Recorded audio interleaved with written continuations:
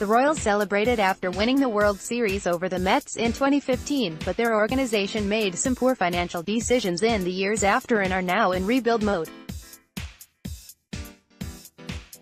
Andrew Theodorakis: every time the Knicks step onto the court these days, it's clear their strategy isn't based on trying to win games this season. Their strategy is completely about the future. They won't use the word, but everyone knows what they are doing. It's called tanking. The issue of tanking has become one of the most compelling subjects in sports. While it may have originated decades ago, it feels as if it's more prevalent now than ever. It's a polarizing philosophy that engulfs organizations, media coverage and fan bases. That prompted the Post to explore this fascinating subject. In this ongoing series, we'll examine how and why tanking became so prominent, reveal how fans view the strategy and propose our solutions to fix it. Before attempting to solve a problem, you had better fully know what the problem is, and if it is a problem. I was asked by my bosses to offer solutions to combat tanking in the major leagues. I began the project believing I knew what tanking was. Now, by the time I was done talking to more than a dozen people in the game from both labor, the union and agents, and management, I was not quite sure I had a clear definition of what tanking was. I do think too many teams comfortably accept losing, in part because there are too many benefits for failure, and that behavior needs to be discouraged. What appears separately both online and in Friday's edition of the Post are my 3 proposals to address this. In this online piece, though, I was hoping to take you through some of what I discovered in the process and some thoughts on those discoveries. Right now teams are losing 90 or more games per season at about the same frequency as in the past. Last year, though, 8 teams lost 95 or more, as many as in the 3 previous seasons combined, and the most since Major League Baseball expanded to 30 teams in 1998. So are we in a phase of extreme losing? Maybe, but also consider there were 3 100-loss clubs last year and 4 in 2002. So perhaps part of this is cyclical. Because a drill down on the 100-loss clubs does not offer tanking clarity. The Orioles won an AL-best 444 games from 2012 to 16, registered a club record payroll for 2017, fell apart that September, ignored the signs that they were a collapsing team and invested heavily in free agency prior to last season, with disastrous results, 107 losses. They weren't tanking last year. They are now. But with a horrible roster and poor farm systems, what would be the sense of any kind of significant investment, especially playing in the same division as the Yankees, Red Sox and even the Rays? The Royals produced the AL's best record from 2013 to 15, winning it all in 2015, registered a club record payroll for 2016, fell apart that September, ignored the signs they were a collapsing team, registered another record payroll in 2017, finished 80-82, and only in the past 2 years began to financially retreat. In the past this was viewed as a normal cycle of open window, go for it, closed window, rebuild your talent base. The White Sox have been in payroll retrenchment the past 2 off-seasons, but this year's are trying for, among others, Bryce Harper and Manny Machado. Perhaps the problem, as much as anything, is incompetence, not tanking. The White Sox have the major's most losses over the past 6 seasons, and that's not all by tanking design. Now, consider the 2018 Rays. They returned just 2 of their top 11 in positional wins above replacement, and of their 16 pitchers who had a positive WAR in 2017, only 4 were still with the team after the July 31st trade deadline. That should define tanking, except Tampa Bay won 90 games. In the past, many organizations would delude themselves they were good and make an emotional out of a veteran or 2, believing that would put them into contention. Now, with more precise computer modeling, teams can better gauge their likely win range. If it is, say, 70 to 73 wins, most teams see limited value in spending to try to get to 78 to 80. The same number of teams, thus, are losing 90-plus games as in the past, but many understand their plight beforehand and, if smart, can plan accordingly.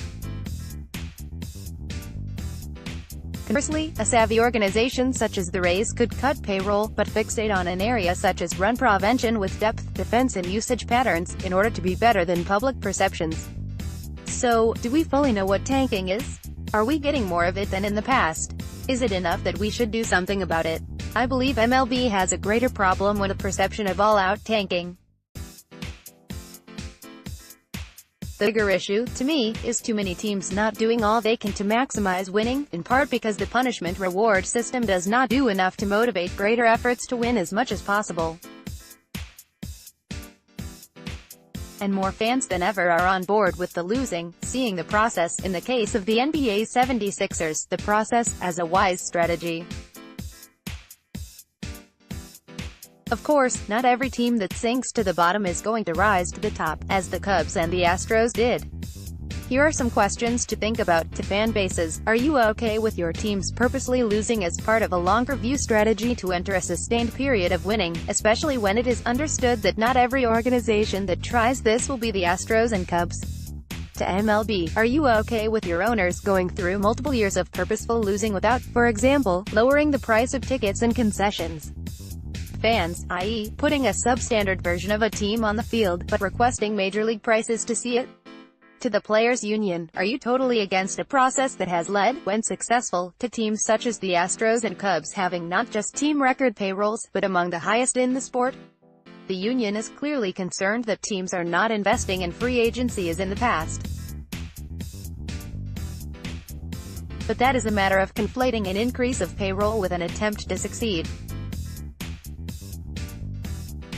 But the failure of the Orioles and Royals, and many others, and the success of the Rays show these are not always synonymous. We constantly think Team A is not trying because it does not delve deeply into free agency and that Team B is trying because of outlays, but history near annually shows the folly of that thinking. Last offseason, for example, the Cubs spent the most in free agency, to mainly disastrous results: Yu Darvish, Tyler Chatwood, Brandon Morrow. The Phillies and Padres were next and did not even get to .500, and either have or want to get rid of most of their significant expenses. Yet even with all of that, I believe serial failure must be addressed because in a professional sport, constant losing should, at a minimum, not be rewarded in any way. There is a need for some engineering to punish repeated failure, whether that failure is through incompetence or as a result of strategy, because it is not always clear what is causing it. And rewarding success should also be on the menu. One area I focused on was the draft. First, you have to come to peace with the fact the draft is a made-up event. It was configured to let the teams with the worst records pick first. But that format was man-made, not delivered by a burning bush. The draft could be arranged in any way to produce best outcomes. So, let's come to the realization the draft is not a panacea. Nearly 40% of drafted players in the majors last year, 390, or 39.7%, came from the 2011-13 drafts. Chris Bryant is the only true difference maker to date from the first 31 picks of the 2013 draft. Carlos Correa was taken first in 2012 and the best player taken in the top 17 picks was Kevin Gausman. Should any team be tanking for Kevin Gausman? But here is what stands out. Pick no. 32 in 2013 was Aaron Judge, and one reason the Yankees could gamble on a 6'7" player was because they had 3 picks between 26 and 33.